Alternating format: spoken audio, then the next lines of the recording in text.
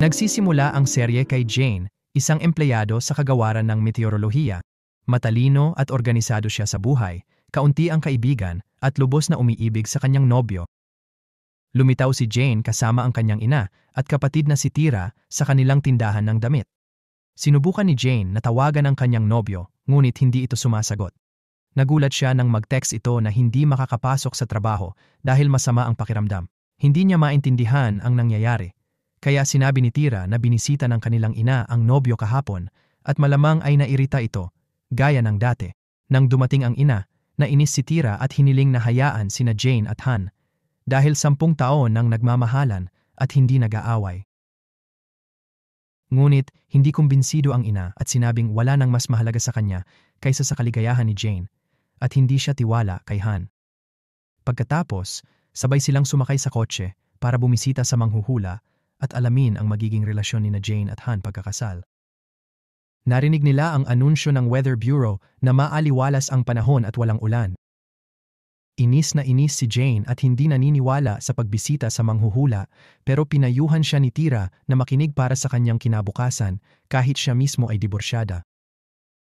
Pagdating ng manghuhula, sinabi nito kay Jane na hindi siya magiging masaya kay Han kung pakakasalan niya ito. Nagalit si Jane, hindi naniwala at gustong umalis. Bago siya umalis, tinawag siya ng manghuhula at pinayuhang magdala ng payong dahil uulan daw. Pero nakita ni Jane ang sikat ng araw at maaliwalas na panahon, kaya hindi siya naniwala o kumuha ng payong. Maya-maya, pumunta si Jane sa bahay ni Han at nang buksan ang pinto, nalaman niyang pinalitan ang password. Nag-doorbell siya at nang buksan ni Han ang pinto, nagulat ito nang makita siya. Tinanong niya bakit dumating sa oras na ito.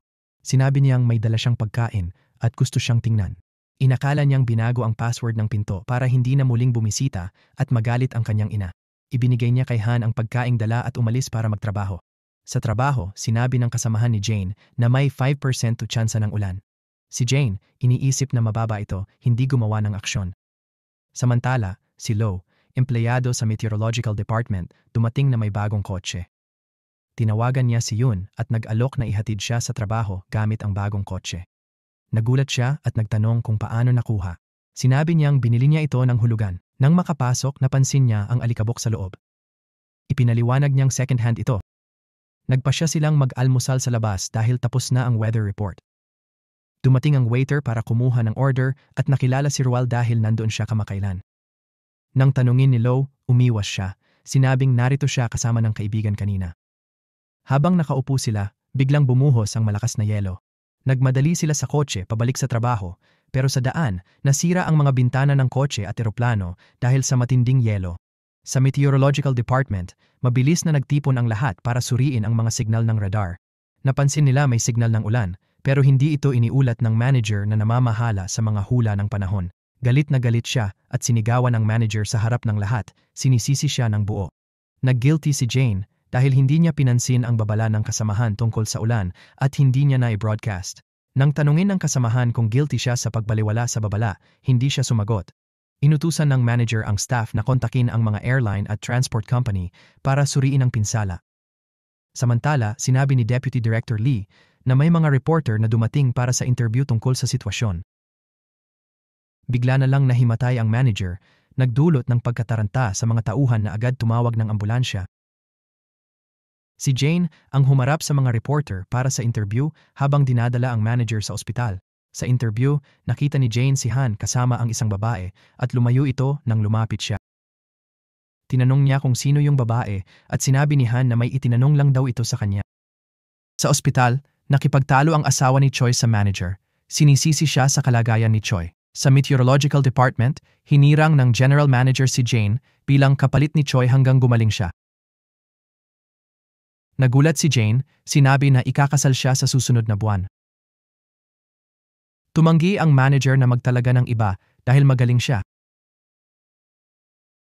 Habang nagtatrabaho si Yun, nagpadala si Lee ng mga larawan ng isla, humihingi ng opinyon niya. Sila pala ay magsyota, pero hindi sumagot si Yun dahil naiinis siya sa mga problema sa trabaho. Tinawagan ni Tierra si Jane, sinabi na hindi pa binabayaran ni Han ang deposito para sa kasal na aksidenteng nalaman niya. Mabilis na binaba ni Jane ang tawag dahil may emergency meeting at inaasahan ni Lee na uulan muli. Kinontakta niya sila para ipakita ang ebidensya ng kanyang hula, pero binaliwala siya ni Jane, iniisip na mababa ang tsansa. Tinawagan ng kasamahan ni Jane si Lo, na dating nagsabi ng 5% tsansa ng ulan, para ipahayag at balaan agad ang lungsod. Nang gawin niya yon, nakipagtalo si Jane sa kanya dahil hindi siya humingi ng permiso. Nalaman ng direktor at iba pang empleyado na sinabihan niya si Jane noon at wala itong ginawa o binigyang babala ang mga residente. Nagalit sila at dinala ng general manager si Jane sa opisina, sinasabing mali ang hindi niya pag-inform sa kanila. Nagsimulang mag-ingat ang mga residente bago umulan at umalis ng maaga ang lahat ng empleyado. Kinonfrontang ni Jane si Lee, naniniwalang hindi uulan at nagdulot siya ng gulo sa lungsod dahil sa mababang posibilidad. Bigla namang umulan at natahimik si Jane, nahihiya dahil tama pala si Lee. Nang gabing iyon, nakita ni Jane ang mga mensahe at nagulat nang malaman na lahat ng booking sa kasal, kasama ang damit, venue at honeymoon, ay kinansela dahil hindi nakumpirma ni Han ang mga reserbasyon o nagbayad. Pumunta siya sa apartment nito at nang pumasok, nakita niya ang sapatos ng babaeng kasama niya sa trabaho at nagulat siya. Pagkatapos ay nakita niya si Han na niloloko siya sa babaeng iyon. Umiyak si Jane, di makapaniwala na niloko siya 1 buwan bago ang kasal matapos ang 10 taong pag-ibig. Hinarap niya ito at nag-away sila. Naghiwalay sila at natapos na ang kasal. Maya-maya, sinabi ni Han kay Jane na magbibitiw siya kapag sigurado na siyang mahusay ang trabaho nito at kayanan niyang magpatuloy. Sa trabaho, sinabi ng manager kay Jane na humingi si Han ng paglipat sa ibang sangay. Nang gabing iyon, pumunta si Jane sa apartment na dapat nilang titirhan ni Han pagkakasal at nagulat nang makitang nawawala ang TV, kalan, at marami pang gamit. Hindi niya naisip kahit saglit na si Han, ang pag-ibig ng buhay niya, ang gumawa nito. Inakala niyang ina niya ang may gawa, kaya tinawagan niya si Tera para itanong kung pumunta ba ang nanay nila sa apartment at kinuha ang mga gamit. Nagulat siya nang sabihin ni Tera na hindi pumunta sa apartment ang nanay nila. Agad tinawagan ni Jane si Han, nagkunwaring aksidente lang. Pero nang tumawag ito pabalik, sinabi niyang nagkamali lang siya ng tawag. Tinanong niya kung kinuha nito ang TV at iba pang gamit sa apartment at nang umamin si Han, lubos siyang nagulat. Nakipagkita siya kay Han at tinanong kung bakit, na sinagot nito na karapatan niya dahil magkasama silang bumili ng apartment at gamit. Kinuha niya ang mga dala niya at iminungkahi na ibenta na lang ang apartment at hatiin ang kita. Lalo siyang nabigla sa kapal ng mukha nito. Kinabukasan, nag-almusal si Jane kasama sina Tira at nanay nila. Tuwang-tuwa sila na nakipaghiwalay siya kay Han. Pagkatapos naghanda na si Jane para pumasok sa trabaho. Doon nakita niya si Lee na hindi makapasok. Nakalimutan niya ang ID at hindi siya pinapayagan ng guard. Alam niyang empleyado ito mula sa main office kaya pinapasok niya si Lee. Kinausap ni Jane ang director. Sinabi niyang hindi siya sang-ayon sa paglipat ni Lee sa headquarters. Paglabas niya, nakita niya ang mga babae sa paligid ng kabit ni Han, binabati sa engagement nila. Nainis si Jane at pumunta sa CR. Narinig niya ang 2 babae na nagchichismis tungkol sa kanya.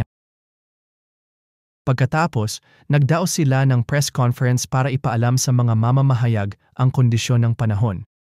Si Yum ay kabilang sa mga mamamahayag na naroon.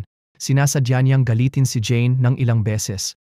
Matapos ang komperensya, tinawagan ni Han si Jane at tinanong kung ano ang nagawa niya sa pagbebenta ng apartment. Sinabi niya na tumahimik ito, ngunit pumasok si Lee at ipinaalam na gusto siyang makausap ng general manager. Iniwan niya si Han at sumama kay Lee.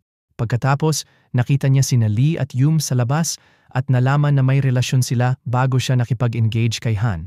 Hiniling ni Yum kay Lee na huwag ipaalam sa iba ang kanilang relasyon noon. Nang gabing iyon, nagpunta si Jane para ibenta ang TV at iba pang gamit sa apartment dahil wala ng kasal. Maya-maya, nag-text ang bumili ng mga gamit na niloko niya ito sa tatak ng mga appliances na ibinenta. Malaki ang pagkakaiba ng presyo ng mga ito. Nagulat si Jane at napagtanto na siya pala ang na-scam. Kinuha niya maraming pera, pinaniwala na mahal ang mga appliances dahil sa brand. Kinabukasan, tinawagan siya ni Tera. Nagdemanda si Han para sa kalahati ng mga gamit sa apartment. Galit na hinarap ni Jane si Han sa harap ng mga empleyado, inakusahan ng panloloko. Tinawag siyang mandaraya, sinabing alam na niya ang tunay na presyo ng mga appliances. Sinabi niyang gagawin niyang impyerno ang buhay ni Han. Hiniling ni Han na umalis siya sa apartment dahil pupunta raw siya sa Switzerland. Pero sinabi ni Jane na siya na ang manager at hindi siya aalis o maglalakbay. Pagkatapos magkalkula, sinabi niyang 7% lang ang bahagi ni Han sa apartment. Sinabi niya sa general manager na hindi siya maglalakbay at magpapatuloy sa trabaho. Nang gabing iyon, lumabas siya kasama si Lee at masayang nagtawanan. Uminom sila ng marami hanggang sa mawala ng malay. Kinabukasan, nagulat si Jane nang magising na katabi si Lee. Nagising din si Lee, naalala ang nangyari, at kapwa sila nahiya. Hiniling ni Jane na bumalik sa opisina at kalimutan ang nangyari, pero tumanggi si Lee. Umuwi siya ng tahimik at dumiretso sa kanyang silid. Sinilip siya ng kapatid sa pinto at inakala na umiiyak siya. Sinabi niya sa kanilang ina na umiiyak si Jane dahil iniwan ng nobyo. Naghandang pumasok si Jane, ngunit naalala na naiwan ang kotse kay Lee. Kaya napilitan siyang sumakay ng bus papuntang trabaho. Sa huli, lubhang nahuli siya sa pagpupulong. Pagdating niya, kinakabahan siya sa nangyari kay Lee. Dagdag pa, may sipon siya at patuloy na bumabahing. Binigyan siya ni Lee ng mga tissue. Nag-aalinlangan siya sa meeting at hiniling kay Dong na siyang mag-analyze. Pagkatapos, sobrang masama ang pakiramdam ni Jin at hindi matigil sa pagbahing. Bumili si Lee ng gamot sa botika at inaalagaan siya ng maayos. Pabalik, nakita sila ni Yun at nagtanong bakit siya nasa main branch. Sinabi niyang nalipat siya sa team ni Jin at dito na magtatrabaho. Sa supermarket, nakasalubong ng nanay ni Jin ang kaibigan na di nakapunta sa kasal. Tumanggi sa regalo ang nanay ni Jin at sinabing nakansela ang kasal, salamat sa Diyos. Nagulat ang kaibigan kasi dati laging pinupuri ng nanay ni Jin ang nobyo niya, kung gaano kagaling at matagumpay sa trabaho. Nang gabing iyon, nag-text si Jin sa buyer para ibenta ang speaker at iba pang gamit. Tapos sinabi ang address niya. Nakita natin si Dong sa banyo nang bigla siyang napasukan ng anak na babae. Di alam na nasa loob siya. Nahiya ng todo ang bata at dali-daling pumunta sa kwarto niya. Pumasok ang nanay at nagpaliwanag na di kasi nakatira si Dong sa kanila kaya di siya maingat sa kilos. Nalaman nating hindi maganda ang relasyon ni Dong sa pamilya dahil matagal siyang nawala sa kanila. Pagkatapos, lumipat tayo kay Han na nagulat nang pumasok sa apartment at nakakitang nakakalat ang basura. Sinigawan niya si Yun dahil hindi inilabas ang basura at pinilit siyang ilabas ito. Nagulat si Yun at naalala ang panahong nakatira siya kasama si Jin. Tinrato siya ni Jin na parang reyna at hindi pinapayagang maglabas ng basura dahil prinsesa raw niya ito. Pagkatapos, nakita natin si Lee na nagdo-doorbell sa bahay ni Jin. Nagulat siya nang makita si Jin sa pintuan na pagtantong siya pala ang buyer na tumutulong sa kanya. Sinuri niya ulit ang address para kumpirmahin, binanggit ang pagkakataon. Pumasok sila at nang makita ni Lee ang device, tinulungan niya itong ibenta ng mas mahal. Sinunod niya ang payo at naibenta ang item sa magandang halaga. Nagbiro siyang may utang na loob sa kanya at humingi ng pagtrato sa hapunan bilang kapalit. Magkasama silang kumain sa isang kainan pero nagulat si Jin nang makita ang mga kasamahan. Nag-alala siya na baka isipin nilang may relasyon sila ni Lee. Mabilis siyang nagtago sa ilalim ng mesa at tumakas sa likuran ng kainan. Paglabas, hinintay niya si Lee at kumaway nang makita ito. Habang nakatayo roon, tinanong ni Lee kung gusto siya nito. Hindi siya makasagot at tumanggi, pero halata ang kanyang damdamin. Sumunod, nakita natin si Jin na nag-eehersisyo sa umaga.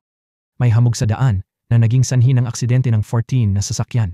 Nagmadali si Jin sa trabaho nang hindi nagpalit at pinag-usapan ang panahon. Humanga ang dalawang empleyado sa talino ni Jin, dapat daw mas magaling kaysa kay Han.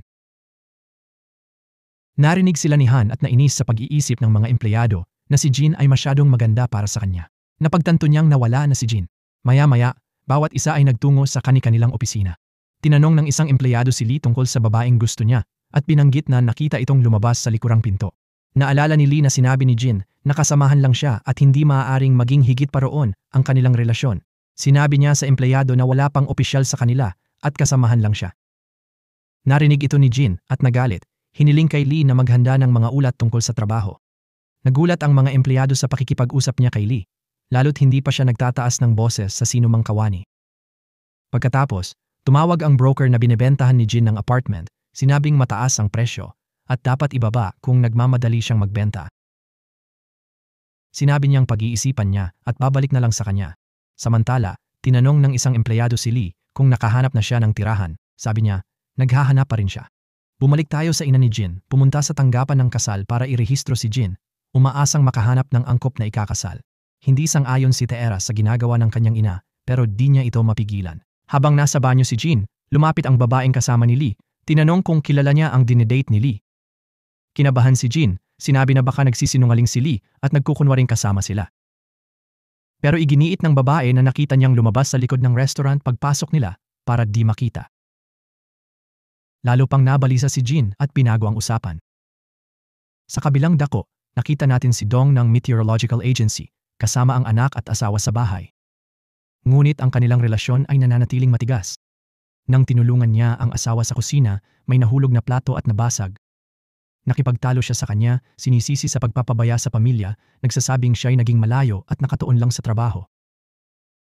Sinubukan niyang humingi ng tawad at pakalmahin siya. Bumalik tayo kay Han, na nakakita ng litrato ni Yoon kasama si Lee at napagtantong dating magon sila. Nagalit siya na hindi ito sinabi ni Yoon sa kanya. Kinabukasan, nagulat ang mga empleyado nang malamang nagpuyat si Lee para tapusin ang mga ulat na hiningi ni Jin. Pagdating ni Jin, kinuha niya ang mga ulat mula kay Lee. May empleyadong nagpakita sa kanya ng artikulo ni Yoon sa dyaryo na pumupuna sa hindi mahusay na trabaho ng Meteorological Agency. Nagalit si Jin nang malaman na hindi pala mapagkakatiwalaan si Yoon at niloko siya. Inilathala ni Yoon ang casual na binanggit ni Jin nang humingi siya ng impormasyon para sa simpleng balita. Hinarap ni Jin si Yoon at sinita siya dahil binago ang karamihan ng kanyang sinabi. Dumating si Han para pakalmahin si Jin at inako ang sisi para kay Yoon. Pagkaalis ni Jin, kinompronta ni Han si Yoon, sinabi na hindi maaapektuhan si Jin ng simpleng balita. Ipinakita ni Han ang litrato ni Yoon at Lee, tinanong bakit siya nagsinungaling tungkol dito. Hindi sumagot si Yoon sa kanya. Humingi ng tawad si Jin sa general manager, ipinaliwanag na tinulungan lang niya si Yoon sa ulat. Tinanggap niya ang paumanhin ni Jin.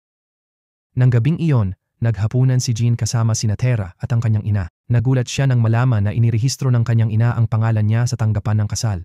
Nagalit siya, nag-impake ng damit, umalis ng bahay at pumunta sa apartment, naghihintay na magbago ang isip ng kanyang ina. Tinawagan ni Jin si Lee para gisingin. Tinanong tungkol sa ulat na isinumite bilang dahilan dahil naiinis siya. Paulit-ulit siyang tumatawag, kaya hindi na makatulog si Lee. Kaya nagpasya siyang pumunta kay Jin. Maya-maya, tumunog ang doorbell. Nang buksan ni Jin, nagulat siya nang makita si Lee. Tinanong niya kung bakit siya nandoon sa ganitong oras.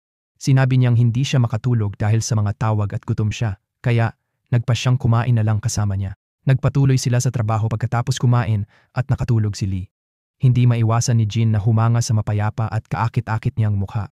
Naaalala niya nang sabihin nito na alam niyang may gusto siya at hiniling na huwag magsinungaling, pero itinanggi niya. Naisip niyang bigyan siya ng pagkakataon at subukang mapalapit sa kanya. Nakatulog din siya. Kinaumagahan, nagising silang dalawa sa tunog ng alarm clock. Nagulat si Jin nang malaman niyang huli na siya sa trabaho. Mabilis siyang nagmadali para magbihis. Hiniling ni Lee na makinig siya, pero tumanggi siya, nagsabing nagmamadali siya. Pagkaalis niya, tinawagan ni Yoon si Lee at sinigawan siya, sinabihang huwag nang tumawag ulit. Sa sandaling iyon, bumalik si Jin dahil may nakalimutan siya sa bahay.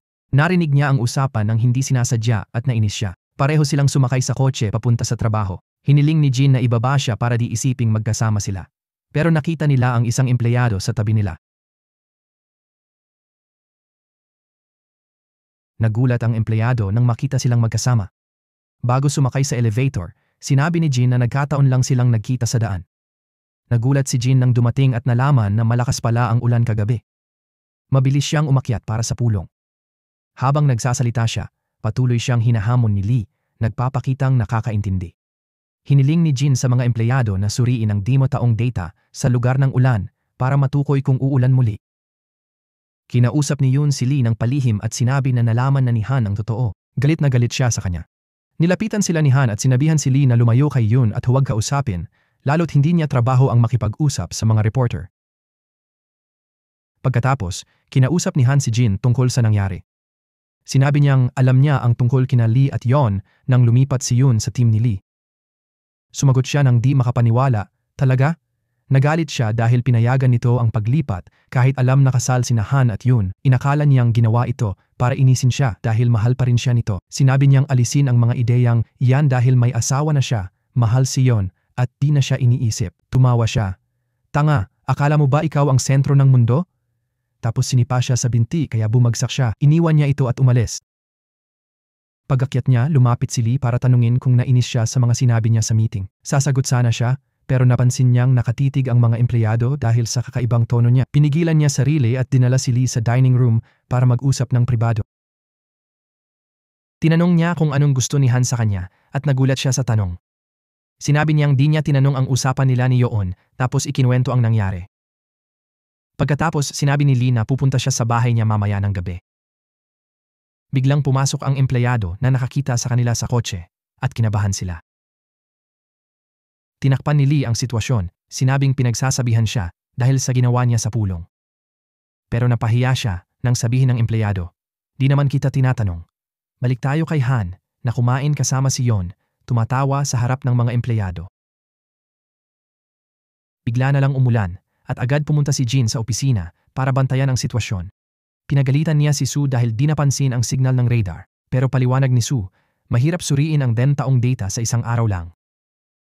Kung binigyan siya ng tiyak na gawain, mas nakatuon sana siya sa radar. Bigla, may short circuit sa mga pabrika at nababarahan ang mga daan. Nalaman ni Jin sa manager na 2 manggagawa ang nawawala dahil sa ulan, labis siyang nabahala.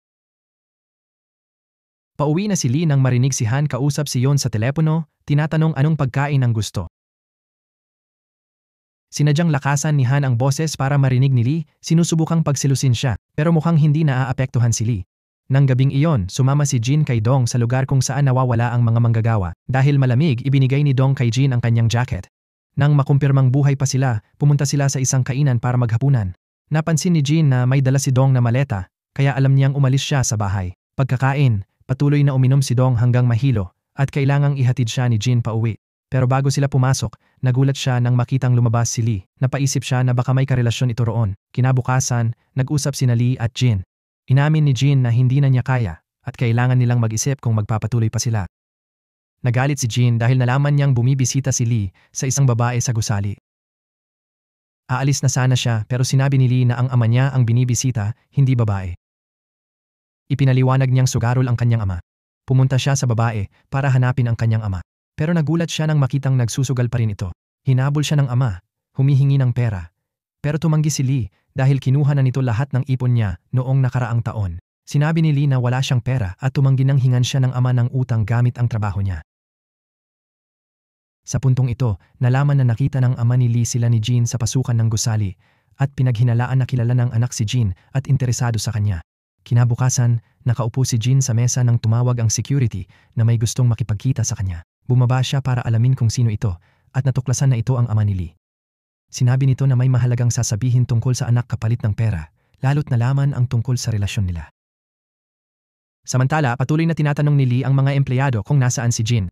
Bigla niyang narinig ang pagtunog ng cellphone nito. Nang sumagot siya, si Tira, kapatid ni Jin, ang nagsabi na may sakit ang kanilang ina at nasa ospital. Nagmamadali siyang bumaba para ipaalam kay Jin. Nang sagutin ni Jin si Tira, nag-alinlangan siya at inisip na nagkukunwari lang para makipagbati sa ina. Ngunit nang marinig ang pag-aalala ni Tira, nag-alala rin siya at sinabing tatapusin ang trabaho at darating kinabukasan. Nagalit si Tira at binaba ang tawag dahil mukhang mas inaalala ni Jin ang trabaho kaysa sa kanilang ina. Nagpasya ang mga empleyado na tulungan si Jin para makapunta siya sa kanyang ina. Bumaba si Dong, ang head forecaster, para sabihing matatag ang panahon hanggang umaga at siya ang magtatagpo hanggang bumalik si Jin. Nagpasalamat si Jin at nagmadaling pumunta sa ospital. Pagdating, sinabi ni Tira na sinuri na ang kanilang ina pero wala pang resulta dahil maraming emergency noong araw.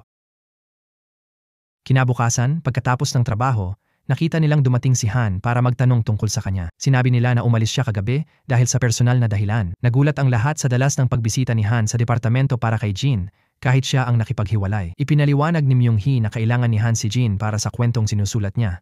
At dati tinutulungan siya ni Jin sa lahat ng kwento. Maya-maya, lumabas si Myung-hee at nakita niyang sinisigawan ng boss ang kanyang asawa.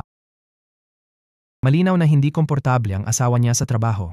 Kinausap niya ito at sinabi na suportado niya ang paglalakbay, pero huwag umalis ng higit sa 1 taon.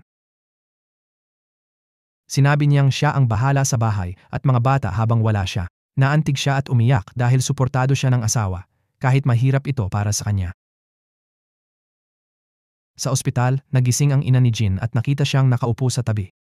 Naantig siya nang makitang natutulog si Jin sa upuan, na pagtantong mahal na mahal siya nito. Nang matiyak ang kalagayan, dinala nila siya pauwi. Doon, nakita ni Jin ang niluluto ng ina bago nagkasakit at nagdala ng ilan sa apartment. Samantala, nagbigay si Lee ng pera sa ama na nagsabing tulungan siya. Masaya si Lee na makita siya, pero sabi ng tatay niya, "May epekto ba yung pakiusap ko sa manager?" Nagulat si Lee at na-realize na pinuntahan pala ng tatay niya si Jin at kumuha ng pera. Pinuntahan niya si Jin para mag-sorry sa ginawa ng tatay niya.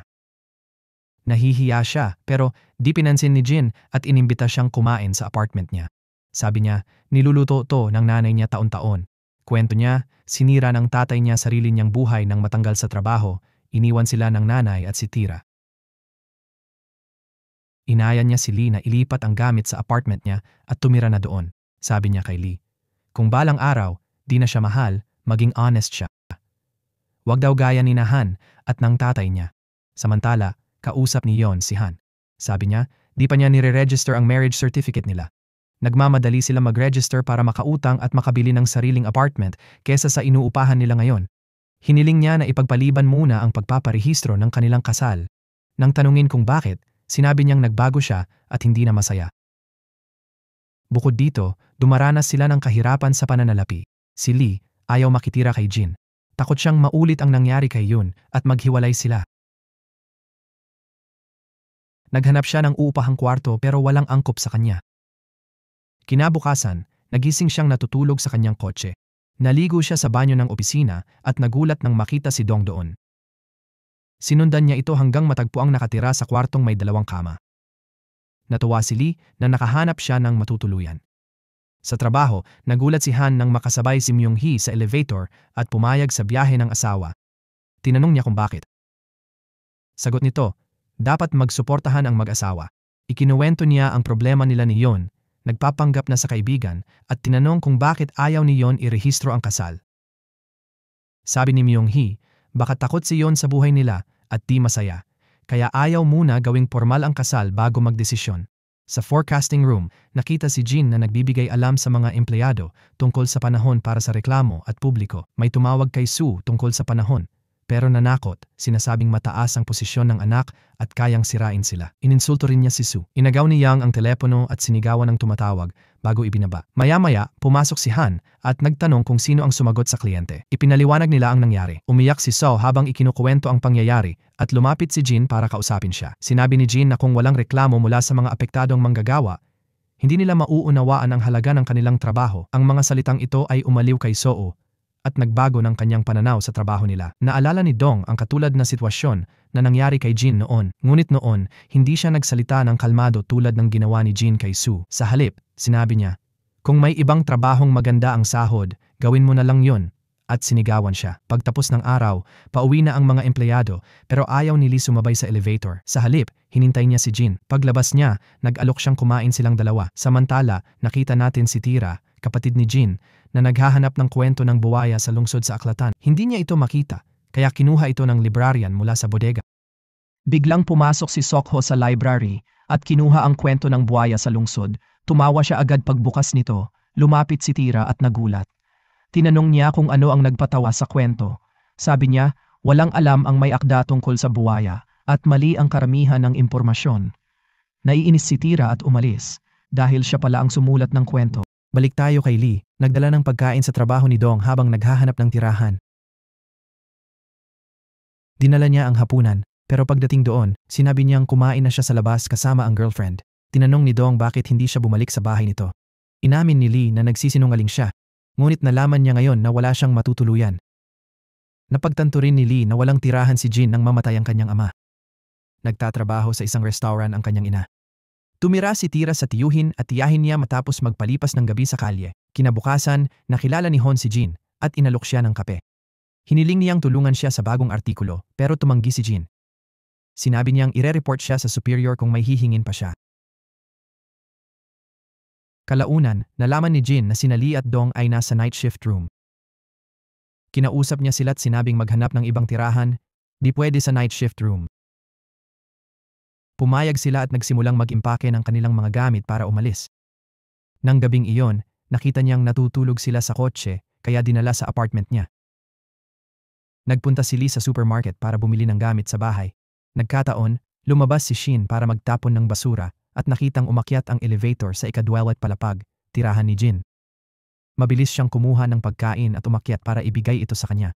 Sa apartment ni Jin, tumunog ang doorbell. Akala niya nakalimutan ni Lee ang isang bagay. Nagulat siya nang buksan ang pinto at makitang walang malay si Hon. Sa sandaling iyon, lumabas si Dong mula sa banyo. Bumaba si Shin para ibigay ang pagkain. Hindi alam na si Jin pala iyon. Binuksan ni Lee ang elevator at nakita silang lahat na magkakasama. Hinila ni Jin si Hon sa polo at hinila pababa. Sinamantala ni Dong ang pagkawala ni Jin at nagparinig kay Shin na hindi siya komportabling tumira kasama si Jin.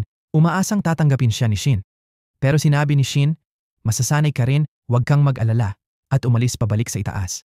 Dinala ni Lee si Hon pababa at inihatid pa uwi. Dahil di makauwi si Hon sa kasalukuyang kalagayan, tinawag niya si Yun para sunduin siya. Kinabukasan, naghahanda na si Jin para pumasok sa trabaho. Ipinakita niya kung nasaan ang pagkain at lahat ng bagay sa kusina. Nagulat si Dong nang makitang alam ni Lee kung nasaan ang lahat. Nang tanungin siya, kinabahan si Lee at sinabi ni Jin bago umalis. Papuntang trabaho, na aksidente si Jin at nasira ang kanyang kotse. Tinawag niya si Hon para sa bagong insurance, na binago nito ng di sinasabi. Pumunta si Hon para ihatid siya, pero tumanggi si Jin at sinabing mag-taxi na lang. Sinabi rin niya kay Hon na dumalo sa pulong sa Dongja sa kanyang lugar. Sabi ni Hon nasa tunnel sila, mahirap mag-taxi, kaya napilitan siyang sumakay. Sa weather center, nasira ang aircon at di makayanan ng mga empleyado ang init. Patuloy silang tumatawag sa maintenance para bilisan ang pagkukumpuni. Tumawag ang editor ng pahayagan para makipagtalo kay Yun dahil kinumbinsi niya itong ipasulat kay Hon ang bagong artikulo. Ngayon, tumawag si Hon para humingi ng paumanhin at sabihing hindi niya maisusumite ang artikulo dahil tumanggi si Jin na tumulong. Paulit-ulit tinawagan ni Yun si Hon ngunit nakita niya ang mga tawag at hindi sumagot. Lumapit siya kay Jin. Naiinis na tinawagan nito si Hon at hindi siya. Ipinaliwanag ni Jin na tinawagan lang niya si Hon para sa insurance company, wala nang iba. Ngunit galit si Lee dahil nag-alala siya at hindi makapag-focus sa buong meeting. Humingi ng paumanhin si Jin dahil hindi siya nagpaalam ng maayos. Nagkataon, nakita ni Yun si Lee na papunta sa press conference ni Jin at tinawag siya. Tinanong niya kung mahal na niya si Jin pero sinabi niyang wala siyang pakialam. Nang malaman, tinanong kung katrabaho ba nila pero tumanggi si Lee na sabihin. Pareho silang pumunta sa meeting, nagulat sina Jin at Han nang pumasok silang magkasama. Pagkatapos sumagot ni Jin sa mga tanong, nagsimulang mag-away sina Lee at Han sa harap ng lahat. Napag-usapan ng mga empleyado ang nangyari. Nagulat na dating mag-on pala sila bago ang kasal. Naghula-hula sila kung bakit nag-away ang dalawa. Maya-maya, nakita sina Jin at Lee na magkasamang kumakain sa labas. Inaalagaan ni Jin ang sugat ni Lee, nagtatawanan at nagbibiruan sila, masaya sa oras nila. Kitang-kita na pinapanood sila ni Han mula sa kotse, halatang nasasaktan. Pag-uwi, sinabi niya kay Yon na may relasyon si Lee at Jin, nagulat ito.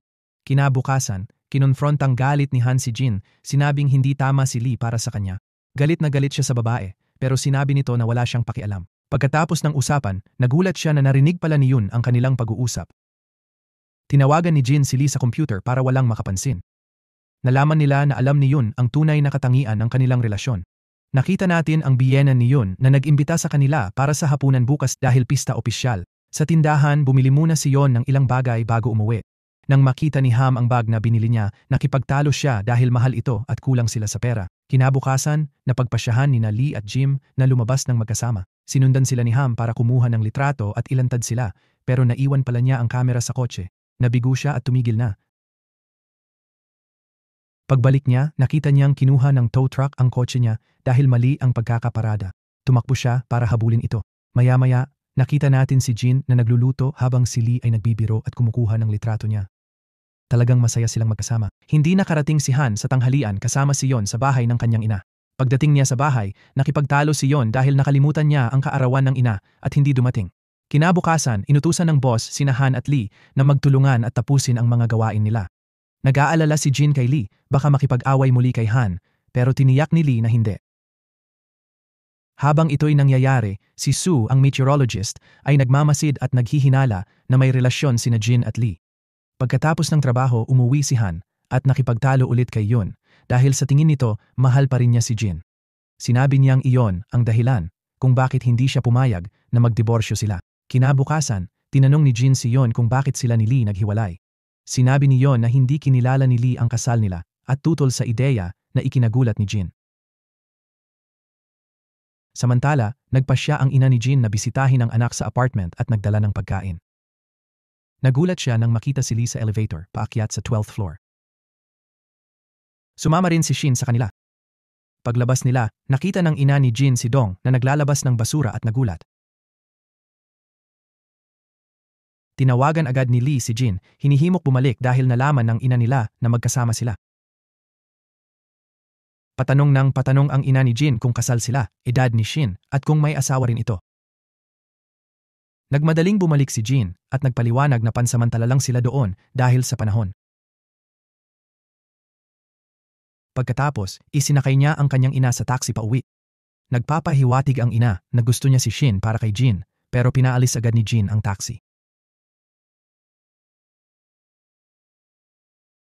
Samantala, tinawagan ng ina ni Han si Han para magpasalamat sa bag na regalo niya at sinabing nagustuhan ito ng kanyang mga kaibigan. Naguluhan si Han dahil hindi siya bumili ng bag at naisip na si Yun pala ang gumawa nito. Humingi siya ng tawad kay Yun sa sinabi niya at tinanong kung saan nakuha ang pera para sa bag. Sinabi ni Yun na unti-unti siyang nag-ipon para dito. Nang gabing iyon, kinausap ni Jim si Lee tungkol sa pagtanggi niyang magpakasal. Sinabi niya na dahil sa mahirap na karanasan sa pamilya, hindi siya handang ulitin ito.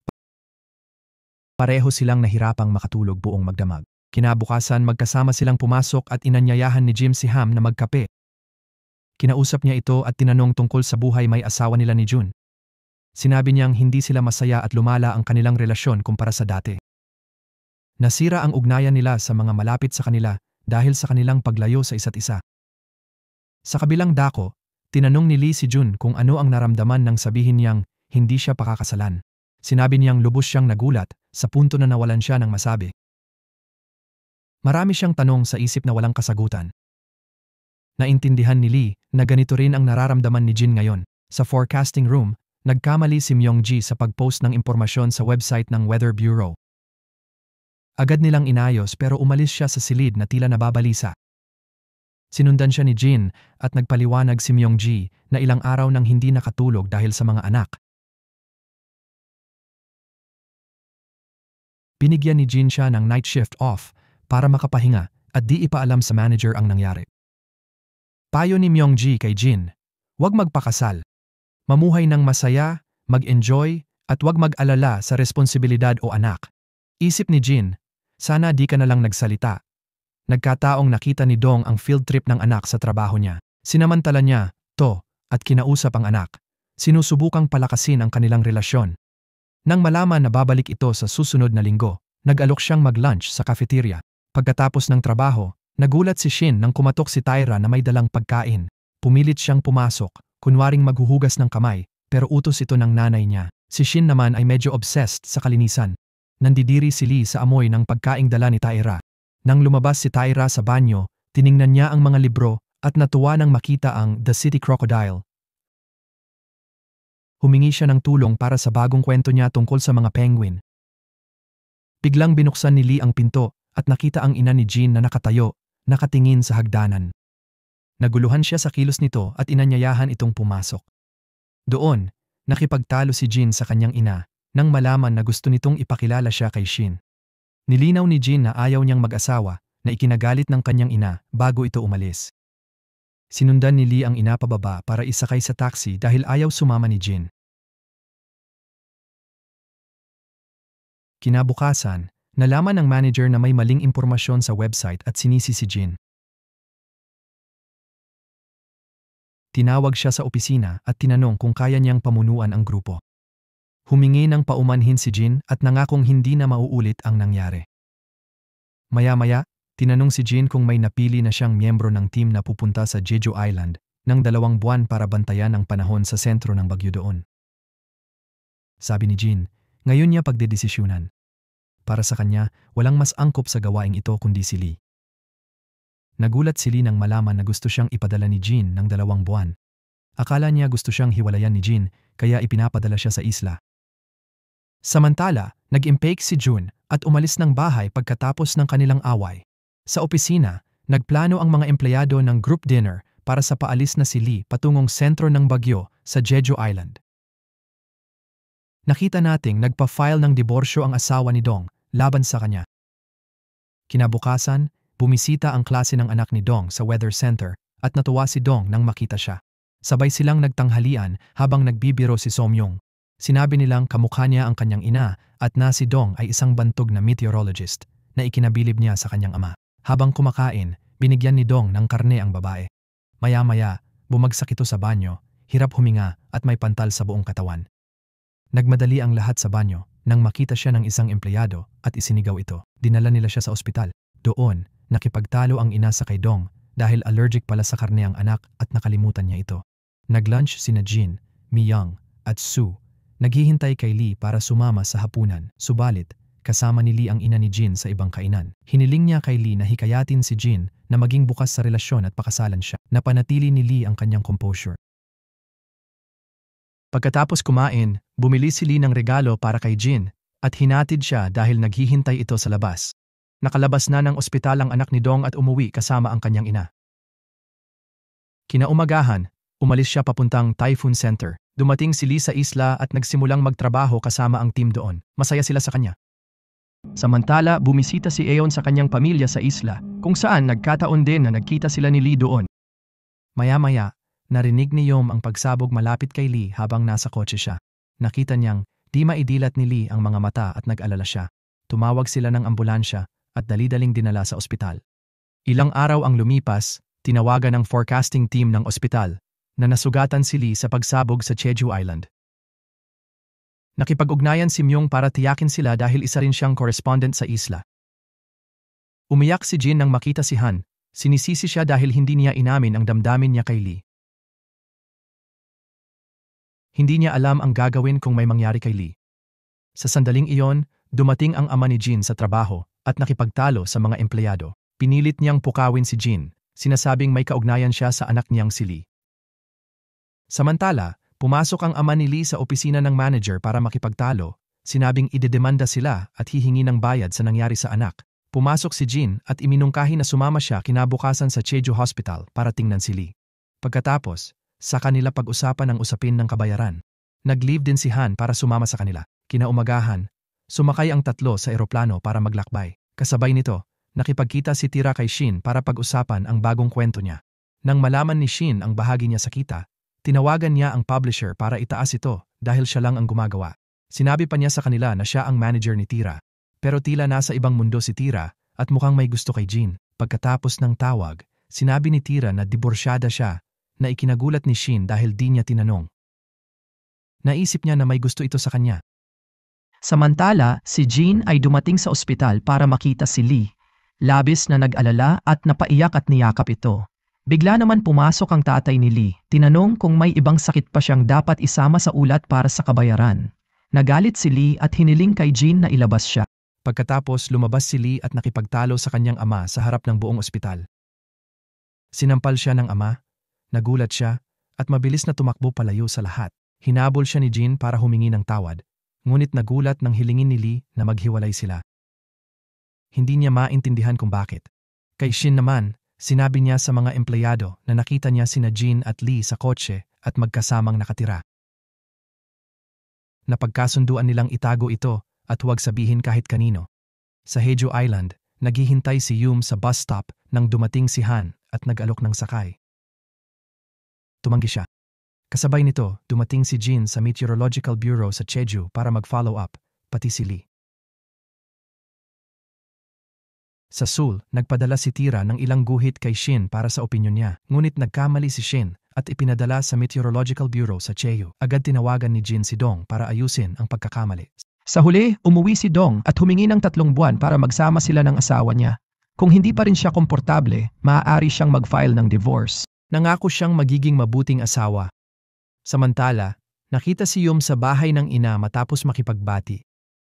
Bago matulog, hiniling niyang irehistro ang kasal pagbalik, pero tumanggi si Yum dahil sa interes niya kina Jin at Lee. Pumasok ang amain, dinala si Hon sa labas at sinigawan na nangako siyang di gagalitin si Yum bago ikasal. Natuwa si Yum na ipagtanggol siya kahit di siya naging mabait at di man lang tumingin dito. Balik tayo kay Shin na nagpunta para makita si Tyra. Sinabi niyang mula nang makita siya, nalilito siya, may problema sa trabaho at di makapokus dahil lagi siyang nasa isip. Natuwa si Tyra at sinabi ring may nararamdaman siya para kay Shin. Sabay silang kumain sa labas. Nakita ni Yang ang asawa na naglalaro sa kalye kasama ang mga kaibigan at nainis siya ng todo. Pagdating sa bahay, binigyan siya ng pagpipilian. Hiwalayan siya o bumalik sa trabaho at tumulong sa pag-aalaga ng mga anak, lalo't ang nanay niya ang nag-aalaga habang siya'y nagtatrabaho. Sinisikap ni Dong na mapabuti ang ugnayan nila ng anak at asawa niya. Nagdadala siya ng pagkain galing trabaho para sabay silang mag-almusal. Bumalik si Jin sa kanyang apartment sa Seoul para kunin ang mga gamit ni Lee. Tinawagan niya si Lee para sabihing dadalhin niya ang mga gamit para kunin nito. Pagkababa ng tawag, nakita ni Lee ang regalo para kay Jin at naalala, di pa niya naibigay. Kinabukasan, nagulat siya sa opisina nang malaman na alam ng lahat ang tungkol sa kanila ni Jin. Agad siyang pumunta sa apartment ni Jin para ipaalam ito sa kanya. Bigla, lumabas ang nanay ni Jin may hawak na litrato nila. Natahimik sila, di alam ang sasabihin. Kinaumagahan, habang paalis na si Jin, nakasalubong niya si Tyra sa elevator papuntang trabaho. Akala ni Jin, pinapunta ng nanay niya si Tyra para kausapin siya tungkol sa pag-aasawa kay Lee. Ilalabas na sana niya ang cellphone nang pigilan siya ni Tyra. Ayaw na raw nito ng away sa bahay. Pagdating sa bahay, tinanong ng nanay niya kung saan siya natulog. Sinabi niyang sa bahay ng kaibigan siya nagpalipas ng gabi. Sa trabaho, humingi si Dong ng payo kay Myungji para sa regalo sa kaarawan ng anak niya. Nang magmungkahi ito ng mamahalin at ipakita ang presyo, nagulat si Dong sa taas nito. Sa huli ng araw, sinalubong ni Lee si Yum sa isang kainan. Kasabay nito, natuwa si Gin nang malamang buntis si Yum at pinayuhan si Han na alagaan ito. Sinabi niyang, bilhan siya ng bulaklak at ipakita ang pagmamahal. Sumang-ayon siya at pag-uwi, nagdala ng bulaklak at lobo para kay Yum. Ngunit, nagulat siya nang makitang kababalik lang nito galing sa labas. Sinabi nitong hindi pa siya handa magkaanak, lalo't hindi maayos ang relasyon nila. Labis siyang nabahala at hindi alam kung paano haharapin ang sitwasyon. Nang gabing iyon, nagkataong nakasalubong ng ina ni Jin si Lee sa kalye. Dinala niya ito sa bahay ni Jin para makausap at alamin ang tungkol sa pamilya nito. Balik tayo kay Jin. Nasa ospital kasama ang amang ni Lee na nabangga ng kotse. Nalaman niya sa doktor na may tumor siya at kailangan ng scan. Nang sabihin sa kanya, tumanggi siya dahil alam niyang may sakit. Pinakiusapan niya na huwag sabihin kay Lee ang anuman. Pumayag siyang manatili sa ospital at magpaskan. Pag-uwi, sinabi ng nanay na buti hindi siya pinakasalan ni Lee. Labis itong ikinagalit ni Jin. Sa trabaho, tiningnan ni Don ang presyo ng diaper at yaya. Sumali siya sa mga grupo ng magulang sa Facebook. Sa opisina, nagtipon ang lahat para sa weather forecast. Hindi sila sang-ayon kay Lee na salungatin ang hula. Tinanong si Jin, sinuportahan niya si Lee na salungatin ito. Nang magtimpla ng kape, sinundan siya ni Lee at umamin na mahal pa rin siya. Lumalakas ang ingay sa labas at tinawag ng lahat si Jin. Paglabas niya, nakita niya ang manager ng kabilang team na nagwawala at nakikipagtalo sa mga empleyado dahil sa maling pagtataya. Kinalma siya ni Jin pero hindi siya nakikinig at sinampal si Jin. Nagalit si Lee at ipinagtanggol siya pero aksidenteng nasuntok ang manager, natumba at nasugatan. Dumating si Dong nang tawagan siya ni Shin at pinapunta. Galit siya dahil kaarawan ng anak niya at inimbita silang lahat sa hapunan. Unang pagkakataon nilang magkakasama matapos ng 10 taon. Nang magkamalay ang manager, lahat sila'y nakatayo at nagmamasid sa panahon. Masaya silang tama ang hula nila habang nahihiya ang manager. Sa huli, magkasama sina Tyra at Jin sa ospital at naghapunan matapos maging malapit. Samantala, nagdala ng pagkain ang ina ni Jean sa apartment niya, pero di makapasok dahil binago ni Jean ang password. Tinawagan niya si Jean para humingi ng bagong password, pero tumanggi ito at sinabing ibigay na lang kay Shin ang pagkain. Nagulat siya nang makita si Tyra kasama nito at sinimulan siyang hampasin habang hinahatak siya palayo ni Shin, pero walang nangyari. Balik tayo kay Lynn, na dinala ni Jean sa ospital kung saan nakakonfine ang kanyang ama para bisitahin ito. Nalaman niya sa doktor na kritikal ang kalagayan ng kanyang ama, na lubhang nakaapekto sa kanya. Napaiyak siya nang makita ang kanyang amang nakahiga sa kama. Samantala, nagpatingin si Yoon kay doktor kasama si Han para sa sanggol matapos magbago ng isip. Bumuti ang kanilang relasyon at pinakinig sila ng doktor sa tibok ng puso ng sanggol.